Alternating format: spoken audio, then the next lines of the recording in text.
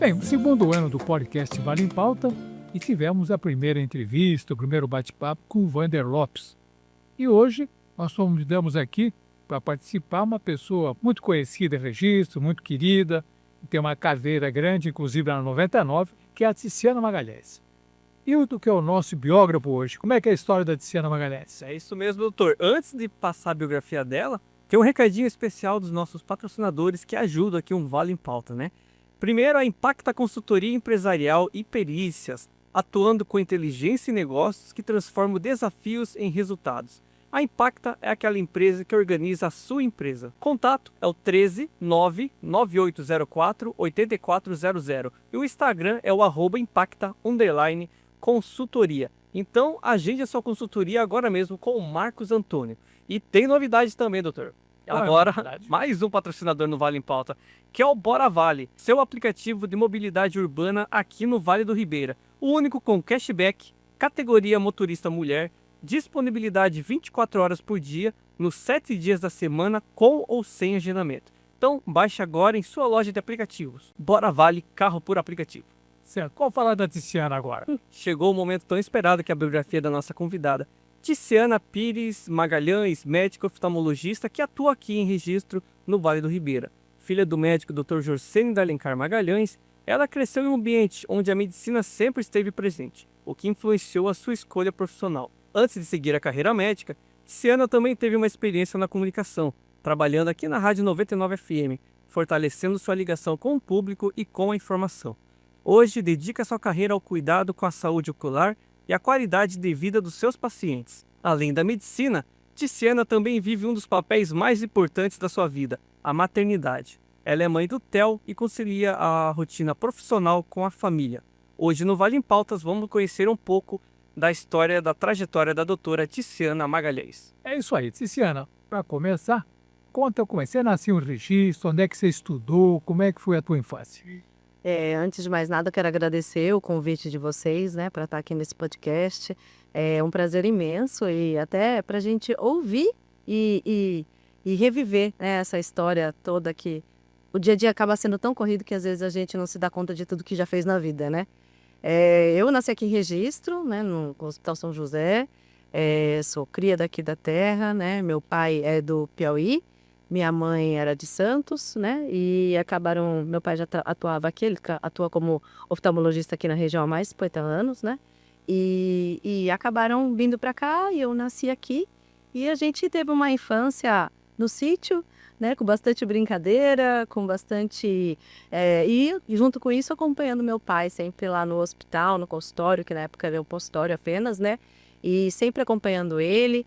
E pensando nessa possibilidade da medicina, da oftalmologia. Ao longo da vida, a gente acaba traçando outros caminhos, a vida acontece nem sempre como a gente espera, e eu acabei optando por fazer a comunicação social, o jornalismo, que eu tenho certeza que Deus escreve certo por linhas tortas, e eu atuei 12 anos como jornalista, desses 12 anos, 11 anos e meio praticamente aqui na rádio, né? Onde a gente estava todos os dias no programa Ao Vivo o Povo no rádio, que assim sempre foi uma imensa alegria e foi o programa que me abriu muitas outras portas também dentro do jornalismo. Acho que eu sempre tive um pouco dessa veia da comunicação social e ter feito essa parte do jornalismo eu considero uma parte muito importante dessa minha trajetória, até mesmo quando eu fui fazer a medicina. Vamos voltar lá para trás. Você estudou aonde aqui? Como é que é a tua experiência? Você morou nos Estados Unidos? Conta todos esses detalhes para a turma saber, né? Eu comecei a estudar no Patinho Feio, né, que era da tia Vilma. Aí depois, quando abriu o Colégio Lantage, a gente também foi para lá, logo quando iniciou. Foi onde eu continuei até a 8ª série naquela época, né? Depois, primeiro colegial no IREC, que era o braço do ensino médio, né? Atual ensino médio do Colégio Lantage, aqui em Registro. E no segundo colegial foi quando eu fui embora de Registro, fui para Curitiba com 14 anos. E aí eu completei 15 e fui fazer o intercâmbio do Rotary. Eu sou a primeira intercambista de longa duração daqui do Vale do Ribeira, do intercâmbio de 1 ano, né? Morei em Houston, no Texas, por 1 ano. E aí voltei com 15 anos para completar 16, né? 1 ano depois, de julho a julho. E aí continuei em Curitiba. Vamos continuar aqui. Como é que foi a sua experiência nos Estados Unidos? O que você achou? Não era um bom tempo para ficar lá. É um bom Você tempo. morou numa família? Como é que funcionava? Eu tenho curiosidade de saber como funciona o intercâmbio, né? Nossa, é assim, eu digo que foi o melhor ano da minha vida. A gente tem que levar em consideração ainda que naquela época não existia o WhatsApp, que não existia, assim, a internet lá nos Estados Unidos. Da metade para o final do meu intercâmbio foi quando estava se falando mais, se popularizando. Então, aqui, quando eu voltei também estava começando. Não tinha essa facilidade que se tem hoje em dia, né? Era meados de que ano ali? Isso foi de 94 para 95. Não, 95 para 96. 94 quando fui para Curitiba. 95 para 96, né?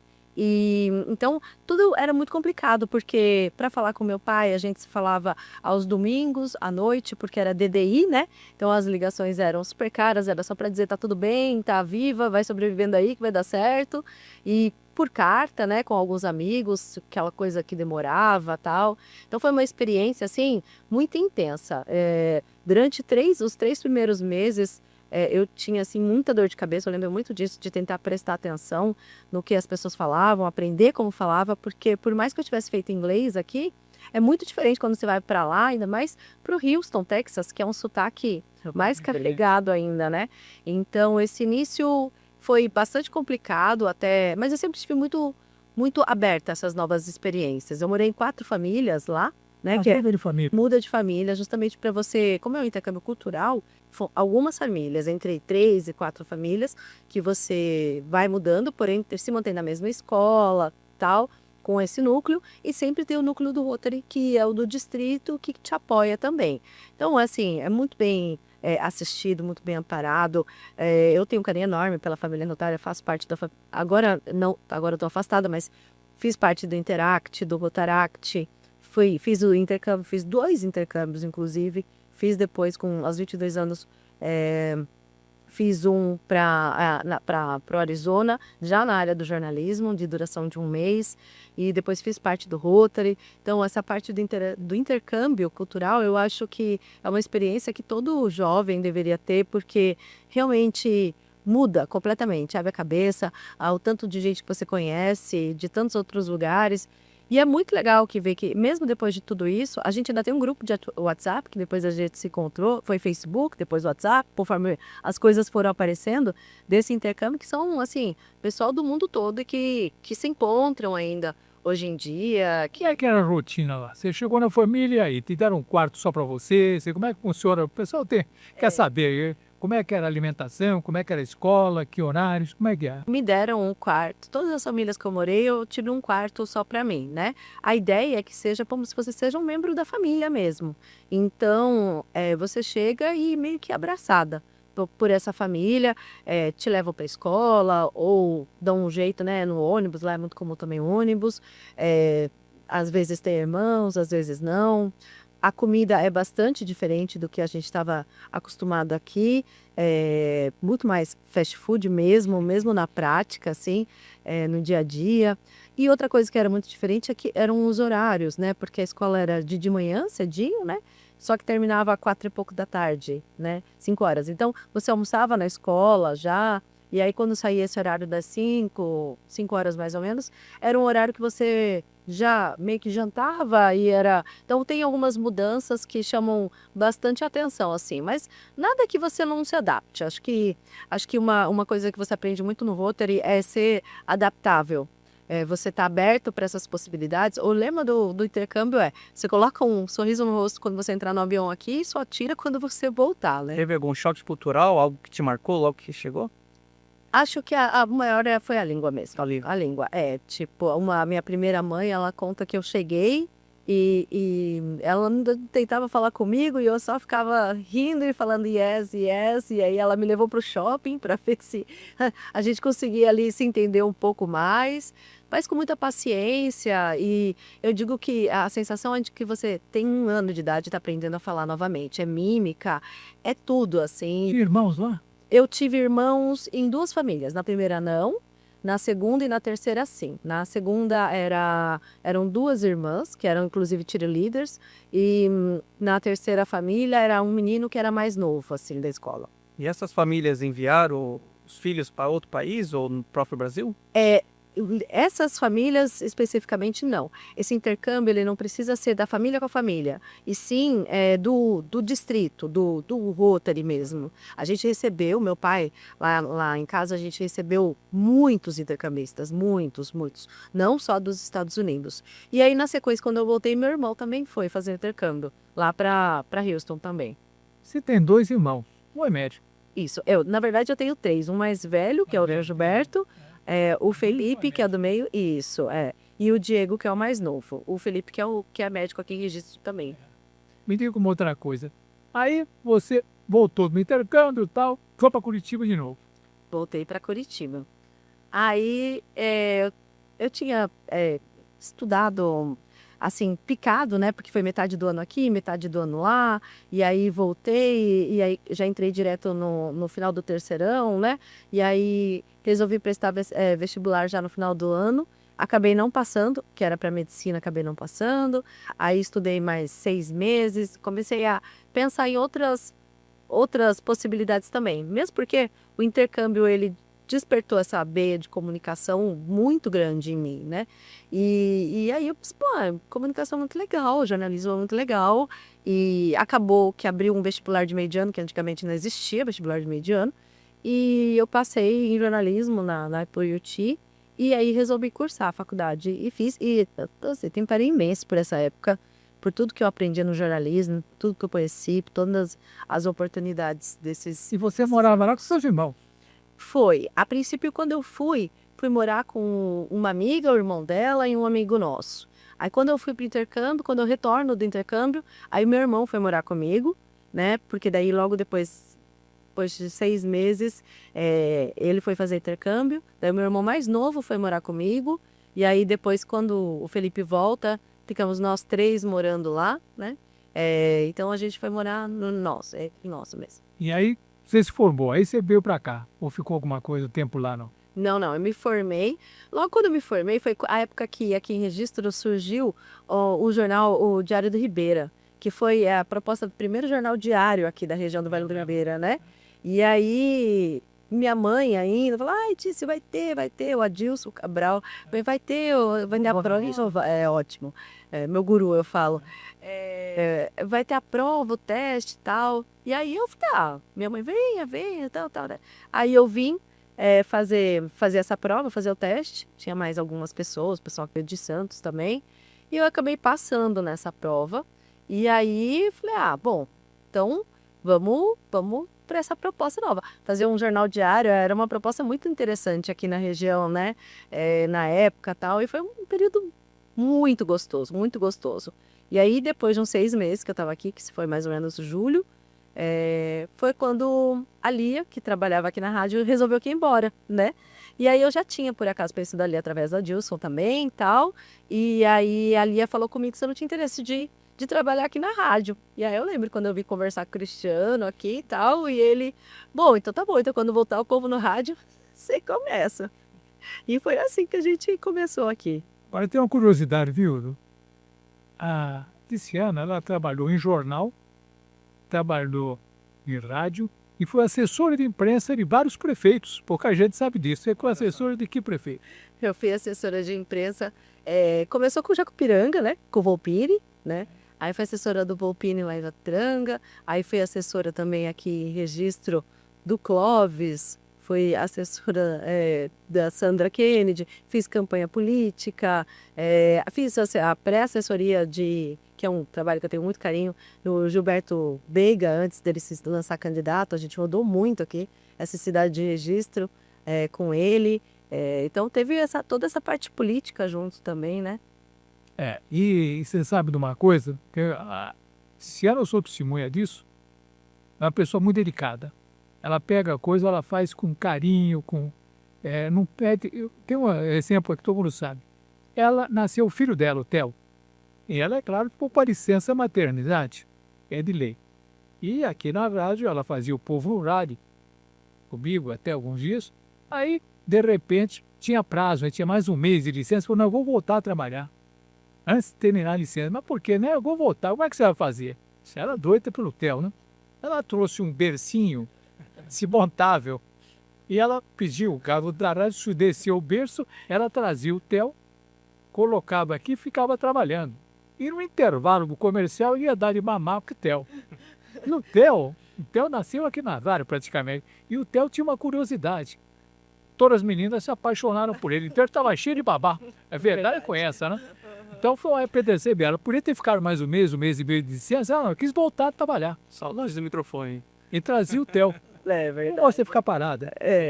Ficar parado é muito difícil mesmo. É que nem bicicleta, assim, não cai, né? Mas tem umas fotos Quantos anos icônicas. tá o Theo hoje, né? O Theo tá com 13, vai fazer 14. Ele bebezinho aqui em cima daquele monte de carta do final do ano que ficava aqui no canto do estúdio. Aí a gente colocou ele em cima para tirar foto. Tem essa foto.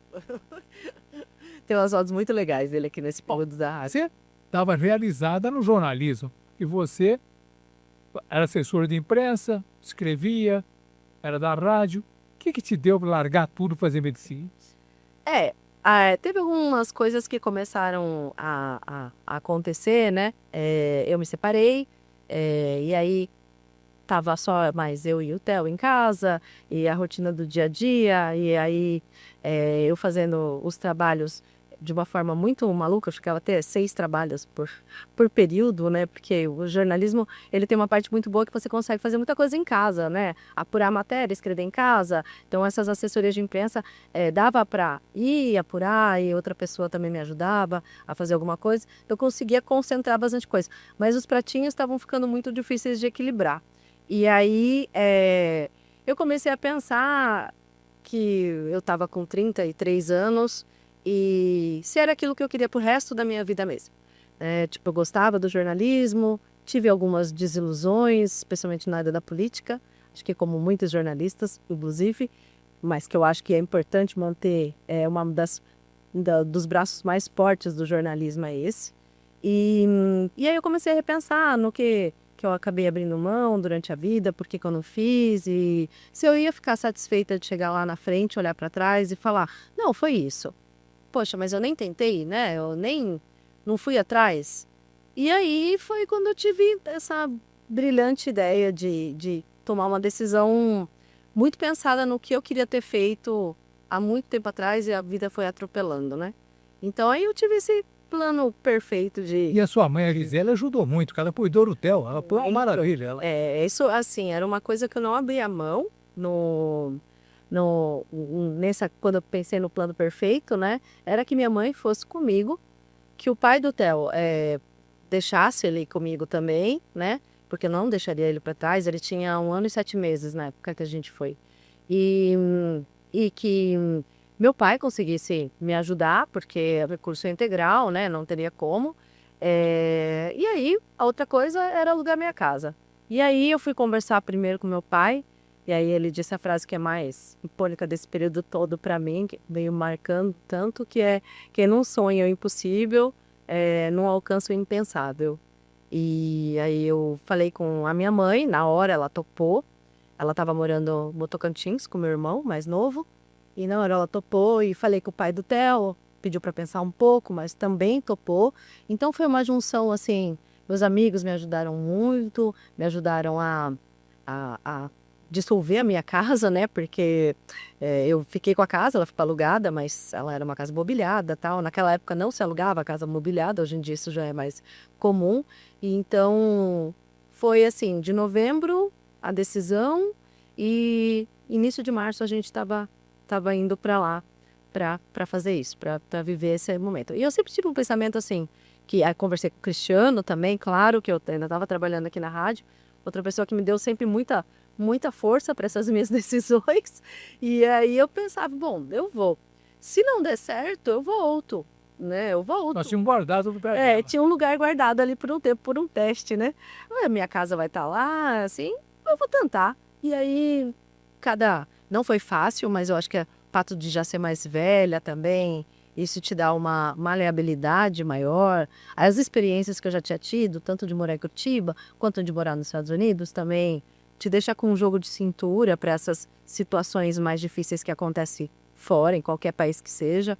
E aí, semestre a semestre, a gente foi indo e galgando e lutando, mas não foi fácil, não. Que você decidiu seguir a cadeira de oftalmologia em função do teu pai ou você gostava disso? Como é coisa aí?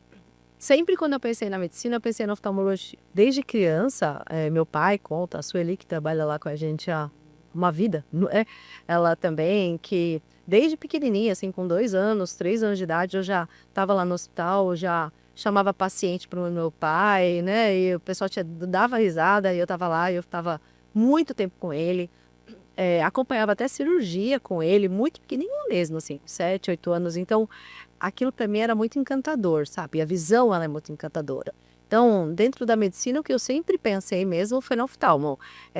Seja por conta dessa proximidade que eu tive, seja por conta do orgulho que eu tenho do trabalho do meu pai, do reconhecimento que ele tem aqui no Vale do Ribeira, que é impressionante, assim. Agora, já como oftalmologista no passado, eu fiz várias ações aqui pela região. E olha, todo mundo conhece papai. É assim, já passei com seu pai, eu sei quem é, tal. E é sempre uma visão muito boa. Então isso dá um orgulho assim muito grande também. Estimula. E estimula demais. Então, sempre foi pensando na oftalmo. Não teria feito medicina para fazer uma outra área assim específica, não. E no teu curso de medicina, imagino que nada é fácil. Teve algum momento que você sentiu dificuldade? Eu não podia voltar para trás? Você lembra de algum momento assim? Eu fui fazer na Bolívia, né? Então, saímos aqui, fomos para Bolívia. Eu, minha mãe, o Theo, a cachorrinha da minha mãe, exato. E aí eu acho que no início o idioma, por mais que as pessoas achem que o espanhol é muito parecido com o português, o que não é parecido é o sentido oposto, sabe? É completamente diferente. Então, isso para você estar dentro de uma universidade, para você de uma outra, né? Eu agora da comunicação social. Então, tudo isso foi muito pesado. Então, eu tinha um dicionário e estava ali sempre estudando com o dicionário no início, até engrenar. E aí, depois, conforme vai engrenando, eu falo que antes eu falava bem inglês e português, agora eu falo mal português, inglês e espanhol, os três, porque vira uma mistura assim, né? Mas os anos foram passando, eu fui aprovando, sei que na faculdade, isso sempre foi me dando maior estímulo, né? Tinha minha mãe lá para ajudar, tinha o Theo que às vezes ajudava, às vezes atrapalhava, os dois, né? Claro, porque é uma carga muito pesada de estudo, né? Mas aí quando eu estava no 4º ano, no início do 4º ano, minha mãe ficou doente. E aí, ela ia ter que voltar, né? E aí, consequentemente, o Theo também ia ter que voltar. Então, isso eu estava começando o 4º ano. Aí a gente veio, e eu acho que esse foi o período mais difícil. Foi voltar, deixando o Theo, principalmente, para trás. Era, assim, uma coisa que para mim era impensável na minha vida, mas é aquele momento que você tem que tomar realmente uma decisão. Já foram 3 anos, agora falta 3. Que na verdade faltou muito mais do que 3, porque depois eu transferi, depois teve a residência, mas naquele momento eram 6 anos de faculdade. Aí ele ia começar o 4º ano e aí eu desisto, volto e faz de conta que não aconteceu nada, ou a gente entra para esse sacrifício mais. Veja, esse ano é impacto em fibra. E aí daí eu fiquei, né? Voltei para lá sozinha. E aí a minha mãe acabou que fez o tratamento, começou a fazer o tratamento, mas no final, daí eu consegui uma transferência no final de 2018, e aí eu voltei para cá, e um mês depois que eu tinha voltado, ela faleceu. Mas pelo menos eu estava aqui, tinha precisado voltar, estava em São Paulo. Me conta outra coisa. Aí, você é formado, você foi fazer residência em Santos, foi isso? Isso. Aí eu terminei a faculdade, né? E quando eu terminei a faculdade, as opções era julho, mais uma vez, e só tem prova de residência no início do ano, entre dezembro, janeiro, né, principalmente. E aí eu pensei, eu estava em Sorocaba nessa época, pensei, putz, se eu for para registro, eu não vou estudar, porque eu vou começar a trabalhar por lá e vou pegar hotel, com certeza, né, e vou acabar perdendo o foco de estudar para residência. E a prova de residência é uma prova muito difícil, né? E aí, conversando com meu pai, vai daqui, vai de lá, ele sugeriu que eu fosse para Santos, então, porque Sorocaba tinha poucas opções, assim, de residência, do que eu queria fazer, né? E aí eu falei, olha, Santos é bom, tem uma amiga da minha mãe que morava lá, que poderia me ajudar. Meus avós, minha mãe era de Santos, né? Então, tinha esse vínculo com a cidade, né? E ficava perto daqui de registro também. E aí eu resolvi então que era para Santos que eu ia mais uma vez com a mala com a mala nas costas, Parece cigano. Tudo para outro lugar, já bastante.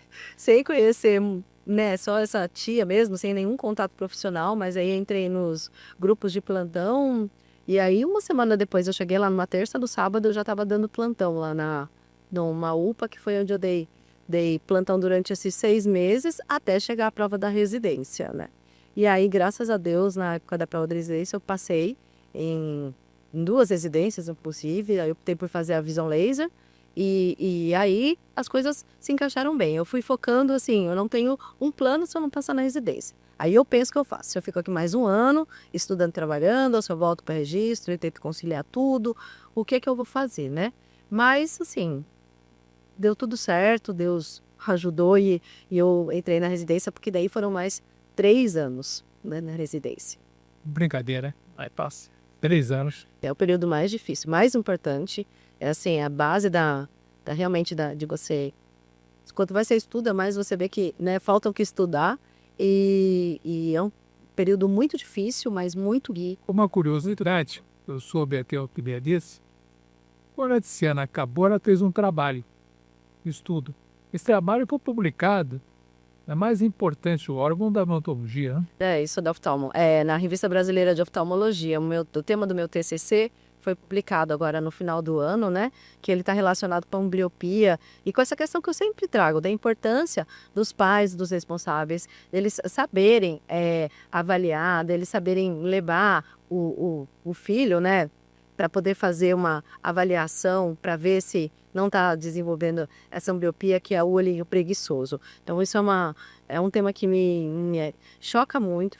Eu escolhi o tema logo no primeiro ano da residência, porque justamente foram 2 situações muito próximas de criança, que uma foi a criança e outra foi a mãe, que não se dava conta disso, que não enxergava bem de um olho. E tanto um quanto a outra foi muito chocante a reação quando eles se deram conta disso. E é uma coisa que ela pode se evitar. Então, só que a gente tem essa janela até os 7 anos para poder desenvolver esse olhinho. E você também especializou em oftalmologia infantil. Isso, eu gosto muito dessa área e eu venho atendendo bastante criança. Sempre foi muito o meu foco também dentro da residência. E hoje você está integrada aonde? Hoje eu estou lá no Hospital de Olhos de Registro junto com meu pai, né?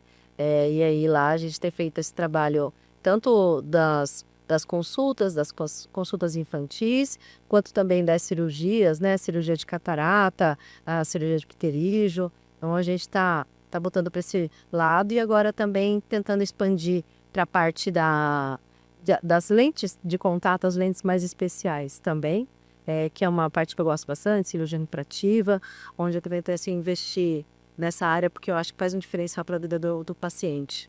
E você acha que o Theo vai virar médico também ou não? Olha, por enquanto ele diz que sim.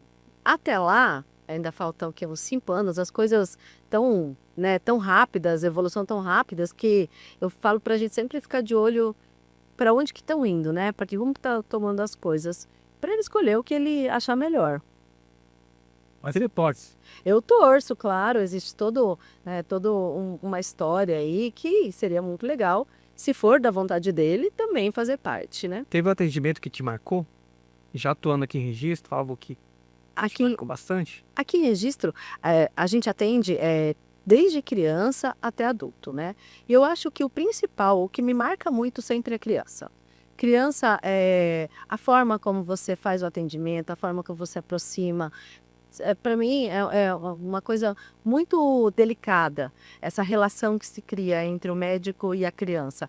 E eu vejo isso não só como médica, mas também como mãe.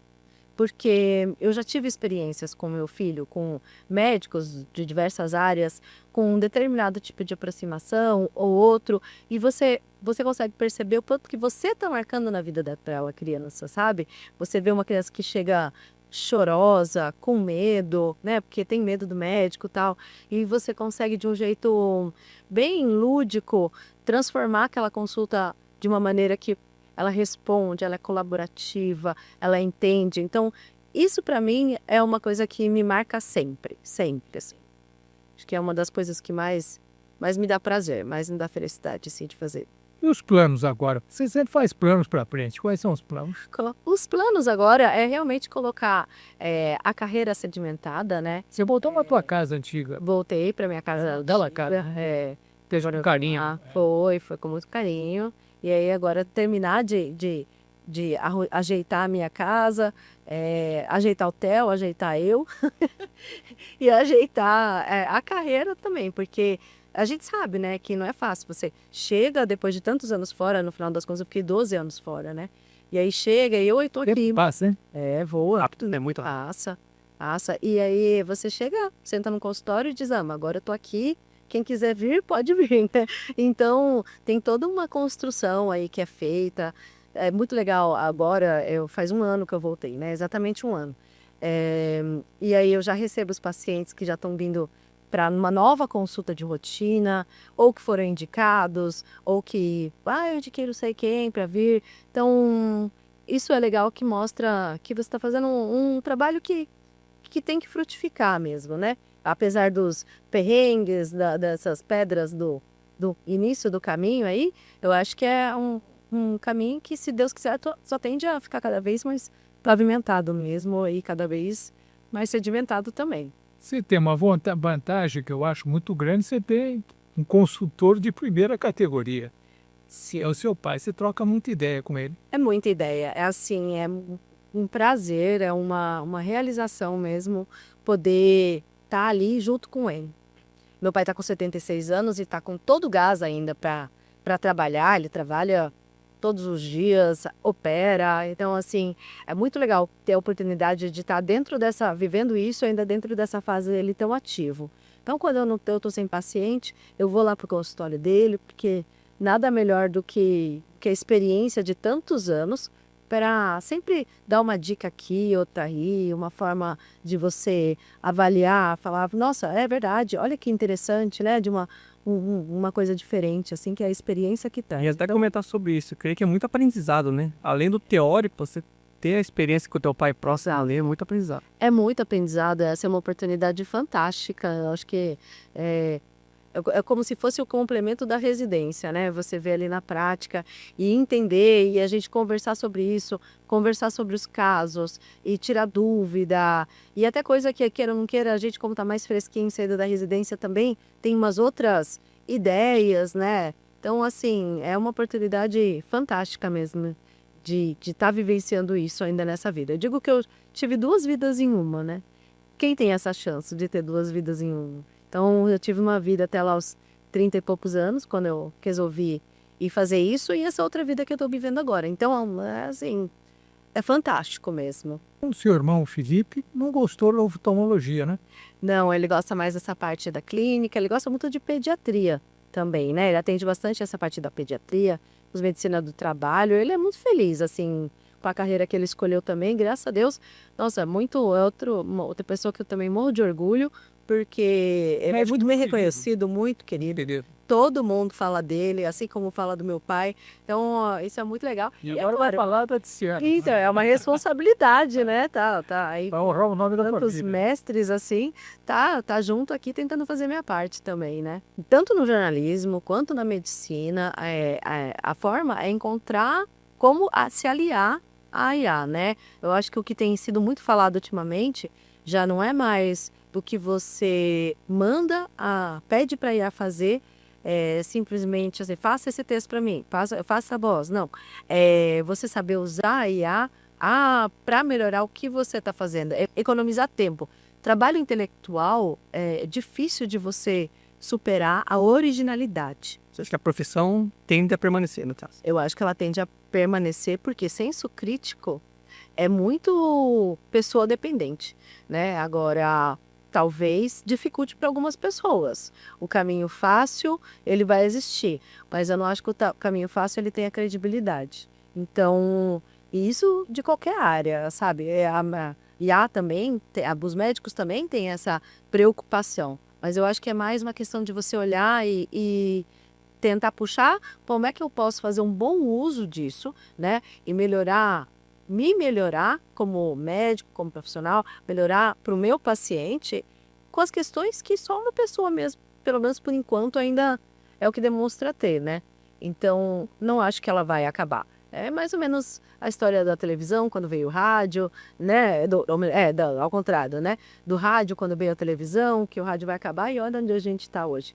Hoje em dia o rádio tem imagem, porque para mim isso acho que foi a maior diferença. Mas você está no carro, eu sou da pessoa que onde quer que eu esteja, eu adoro escutar rádio. Então eu estou indo viajar, eu fico mudando de estação, eu gosto de rádio mesmo. Não sou aquela pessoa que pluga no streaming e fica ouvindo só a minha música preferida, porque eu acho que essa novidade que vem de fora... Você não saber a música que vai vir. Isso! Ali no streaming você já sabe certinho a sequência da lista, então perde a graça. Exatamente. Então, Curiosidade, Luciana.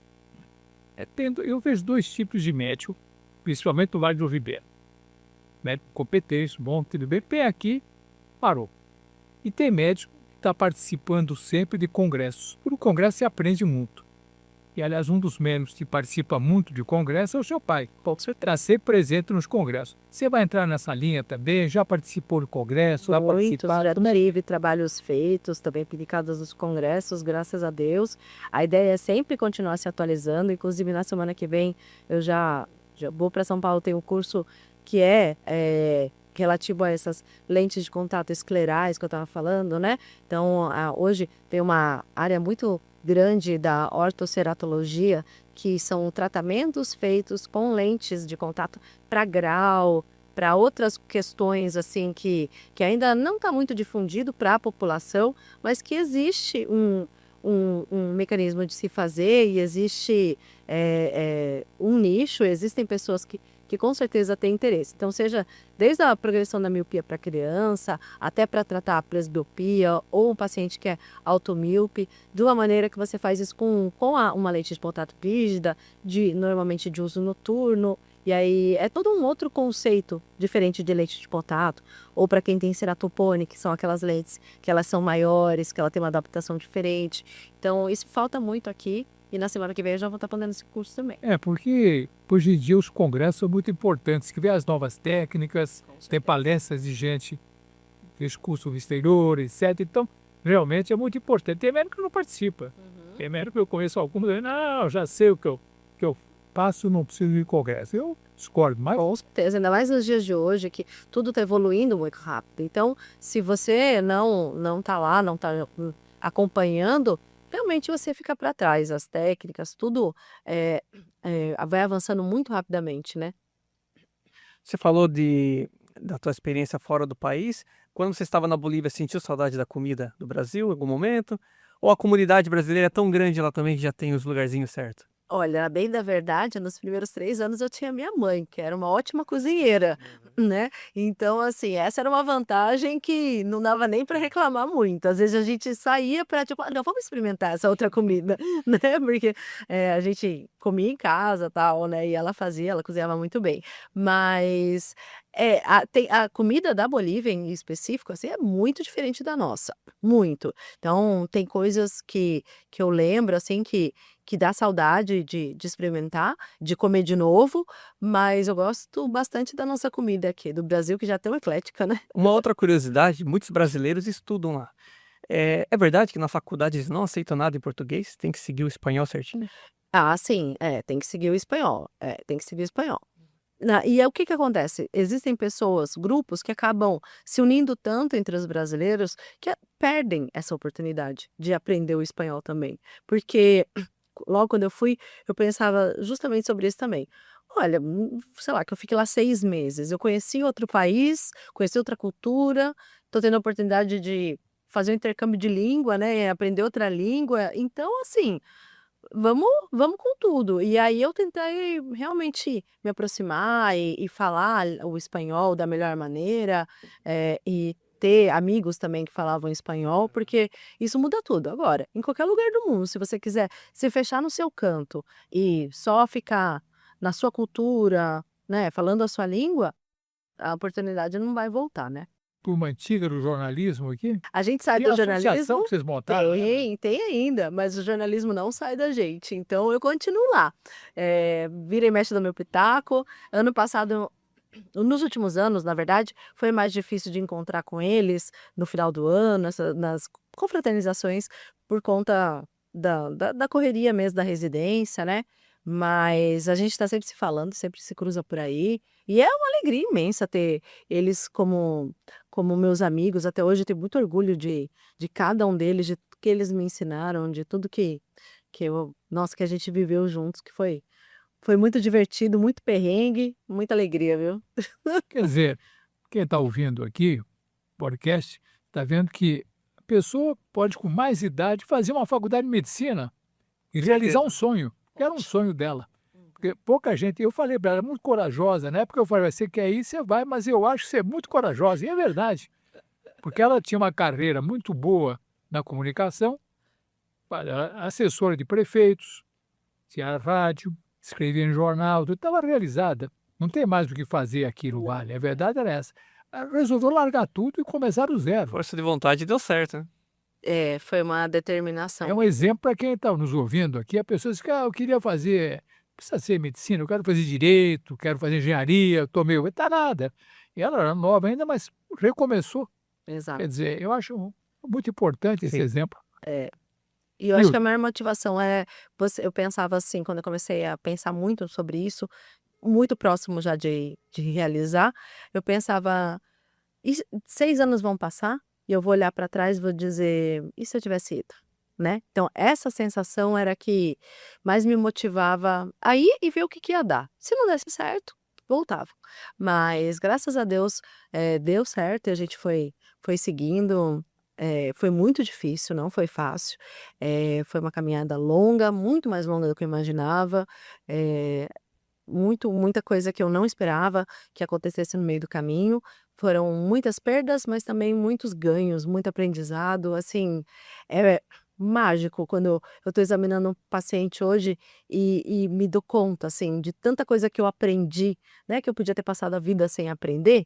É assim, é surreal, é muito, muito interessante. Acho que essa parte que eu Tem mais uma gosto. frase velha do Fernando Pessoa, valeu a pena, tudo vale a pena quando a alma não é pequena. Exatamente. Valeu a pena realmente, né? E é muito legal que durante todo esse tempo eu sempre tive, assim, muito apoio do meu pai, apoio dos meus irmãos, né, da Dani, que é a minha amiga irmã, né, que eu falo, e de tantos outros amigos que sempre estiveram próximos a mim durante essa fase, uns mais próximos em alguns momentos, uns me ajudando com outros, assim, até as minhas amigas mais próximas, né, a Marielle, a Fernanda, a Carol, a Dani, que sempre estiveram, assim, muito próximas a mim e me ajudando em vários perrengues que aconteceram, e eu só tenho a agradecer. Apareceu muitos anjos durante esse caminho que me ajudaram a seguir em frente mesmo quando parecia que seria muito difícil continuar. Tem uma curiosidade. Durante quase 12 anos, eu estava no microfone todo dia. Nem aqui, abria, montava tudo, programa, falava, normal. A questão de 3, 4 meses atrás, eu queria fazer um programa no Povo no Rádio, daí queria chamá-la para falar sobre oftalmologia infantil, que é importante orientar pai e mãe sobre o perigo da criança não ter o exame dos olhos, saber o que vai acontecer. Ela sentou aqui e falou, estou tão nervosa de falar no microfone. Falei, Alessandra, você ficou 11 anos e meio praticamente falando todo de segunda a sexta, não foi? Foi. Quase Ela tremendo. estava nervosa, eu falei, espera um bocadinho, 12 anos você praticamente tem de microfone. Tira de letra, né? Mas é diferente quando você tá de um lado ou do outro do microfone. Você ser o entrevistado é diferente. Tudo bem, hoje em dia eu entendo melhor isso, que era diferente para os meus entrevistados também. Mas é diferente, dá uma coisa assim, e ainda mais depois de tanto tempo sem estar nessa posição, né?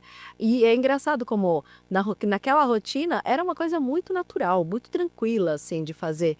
No início, não, né? Até uma vez eu caí da cadeira, não sei se você lembra, no meio do programa ao vivo. O Cristiano teve que continuar porque a cadeira desgrudou, assim, a parte eu caí no chão. Que eu sou baixinha, né? Mas mesmo esses perrengues a gente conseguia tirar de letra, assim, no ao vivo. E aí, de repente, naquele dia, eu falei, meu Deus do céu, eu tô muito nervosa. O bom é que naquela época não era transmitido ao vivo, agora Mas vira eu falo meme. muito disso. Eu falo, e também teve isso, porque quando eu voltei, que daí esse negócio do rádio que é filmado. Eu falo, mas na minha época não era filmado. Teve uma muito interessante também, é o seguinte, a Tiziana era assessora de imprensa da prefeita, que era a Sandra Kennedy, que era do PT, era do PT. E o programa aqui, a gente, quando tem uma coisa é raro, o cara seja do PT, seja do PSDB, o MDB, a gente colocava. E eu geralmente viajava no meio da semana, como eu passo hoje. E eu fiz um programa, um monte de crítica para a prefeita. Acabou o programa, falou, Cristiano, você aprontou, hein? Porque agora eu tenho que ir na prefeitura, ser assessor de imprensa da prefeita e vou ouvir. Lembra? Ou se lembra, não Porque ela foi conhece, só saber o que você pode. Você fala que você interna aqui com isso, põe a culpa Profissional, né? Ué, mas tinha que saber diferenciar uma coisa, outra coisa é outra coisa, né? Tipo, a gente fala aqui, mas espera aí que agora vamos ouvir o seu lado e você vai poder falar também. Mas aconteceram algumas situações assim bem interessantes. Já pediram minha cabeça aqui pro Cristiano mais de uma vez que eu também falava um pouquinho. E na sua experiência no rádio, mais de uma década, uma curiosidade, algum lugar que te reconheceram a tua voz, que você ficou surpresa, algum lugar até mais distante, Olha, que você lembra e falou, olha, me reconheceram. na verdade, o mais interessante é isso. Não é tanto pela minha voz que me reconhece. Mesmo porque eu acho que quando a gente. O Cristiano não. O Cristiano, você ouvir ele ao vivo e ouvir ele no rádio é igualzinho, né? Mas eu acho que a minha voz, ela muda na rádio. Mas o que acontece, o que aconteceu inúmeras vezes que eu achava muito engraçado é pelo meu nome. Porque o meu nome é diferente. Então, vamos supor, eu chegava em um lugar, aí eu ia fazer um cadastro. Tiziana, então já aconteceu de falar, Tiziana da rádio? Mas tipo, meio que brincando. Eu ia falar, é isso. Nossa, não acredito, não sei o que lá. Aí, sabe? Então, assim, isso aconteceu muito pelo nome. Pelo nome aconteceu muitas vezes. É engraçado. Mas pela voz em si, não tanto. Não tanto. Mas pelo nome, ainda mais. Quando eu fui começar, o Cristiano até sugeriu que eu colocasse outro nome, lembra? Porque como era um nome muito marcante, né? Que seria interessante de colocar. Aí eu não consegui pensar em outro nome, deixei o meu nome mesmo. Ficou bom, marcante. E deu para ver que marcou mesmo. Começo, né? Doutor? Agora, outra coisa que tem, comigo também acontece isso, porque ninguém conhecia meu rosto. É E verdade. quando começou a transmitir o programa Pouco no Rádio também, aí o pessoal, eu sei que é o Cristiano, conhecia a minha voz. Meu rosto ninguém conhecia. Essa aqui é a verdade. Porque sem o vídeo, isso era uma coisa muito legal do rádio, né? Existia o imaginário popular. Então, o que acontecia? Mas gostoso. Eu também. As pessoas chegavam, falavam pra mim, você que é Tiziana? Nossa, eu imaginava você alta. Imaginava você, sei lá, como, tal. O alto era o que você A mágica da coisa era essa. Isso, Nossa, eu nunca imaginava que você era assim. Então, cada um imaginava na sua cabeça. Agora a gente tá aqui, escancarada, Você imagina? fazendo televisão. Doutor num caixa pedindo pão, aí que o pessoal descobre, né? Cozinha, no sim. caso, né? Exato, pela voz. Agora, vê de longe. Isso Olha, é muito legal. bate-papo muito gostoso com a Tiziana, soubemos da vida dela, ela que é muito conhecida aqui. Contou tudo que ela fez, ligada a roster, imprensa, médica, família muito conhecida, todo mundo. Foi um prazer realmente. E Tiziana é um exemplo para quem fica pensando, eu vou mudar minha vida, vou fazer, é difícil, não é? Ela é um exemplo. Toda a história dela mostra uma pessoa de muita fibra, né? E recomeçou. E é uma médica de sucesso. Tudo que ela faz, você tem feito. Sou testemunha disso. Na rádio, ela tocava o Pouco no Rádio todinho. E agora é com médica também. Já vi referências excelentes dela. Então foi um prazer estar com você nesse bate-papo, que agora fica eternizado. O Theo vai ouvir, vai ter orgulho, mais orgulho da manhã, tem muito orgulho, vai ter mais orgulho da manhã, de ver toda a história dela que fica perpetuada aí na internet. Traz sempre nos servidores. Exatamente. E eu, assim, só tenho a agradecer toda a minha trajetória. O Cristiano foi uma pessoa que sempre me deu muito conselho, sempre me orientou muito. Eu sei que quis muito meu bem, eu agradeço imensamente por isso. Então, durante toda essa trajetória, seja aqui na rádio, a parte pessoal também sempre esteve muito próximo, mais do que chefe, companheiro de bancada, a gente sempre foi muito amigo também, né? Então, ele conhece bem a fundo assim, a minha história, como que foi. E tudo isso eu agradeço a essas pessoas que passaram pelo meu caminho, as que continuam no meu caminho até hoje, né? Agradeço imensamente ao meu filho, que aguentou muita coisa, né, que também eu falo que só tinha que ser ele, o meu filho, porque ele sempre foi um menino muito parceiro, muito que sempre entendeu muito, sempre foi muito compreensivo com as minhas ausências, com a minha dedicação, e eu sinto que ele realmente vê esse orgulho. Isso me dá uma certa paz no coração, uma certa confiança de que eu fiz o que eu devia ter feito, né? Mesmo tendo que abrir mão de tantos momentos, de tanta coisa das nossas vidas, mas que acho que valeu a pena ter concluído isso. Eu agradecer, assim, imensamente o meu pai, a quem eu tenho muito orgulho, dedicação, gratidão mesmo por sempre ter estado do meu lado. E agradecer aos meus amigos, as pessoas que tiveram comigo nessa caminhada. Agradecer a trajetória, assim, é um momento que eu me sinto muito feliz mesmo. E começando, não deixa de ser um recomeço, né? Essa parte do começar, depois da parte da faculdade, da residência, é quando você se coloca mesmo como profissional e coloca tudo que você aprendeu à prova e utilizando inclusive a parte da comunicação social, tudo isso para endireitar, para fazer o melhor caminho possível, especialmente para os pacientes. Aí, Hildo, mais um podcast de sucesso aí. Bela determinação, bela história. Agradecendo mais uma vez a Tiziana pela presença no Vale em Pauta. E lembrando que no acervo aqui no canal do YouTube você acompanha todas as outras entrevistas e que também estamos no Ribeira Plus. Eu agradeço mais uma vez o convite de vocês. Fico muito feliz e lisonjeada, honrada mesmo de estar aqui com vocês hoje. Nós que agradecemos a sua presença. Hildo, semana que vem tem mais. Semana que vem tem mais. Agradecendo mais uma vez aos nossos patrocinadores. Até breve.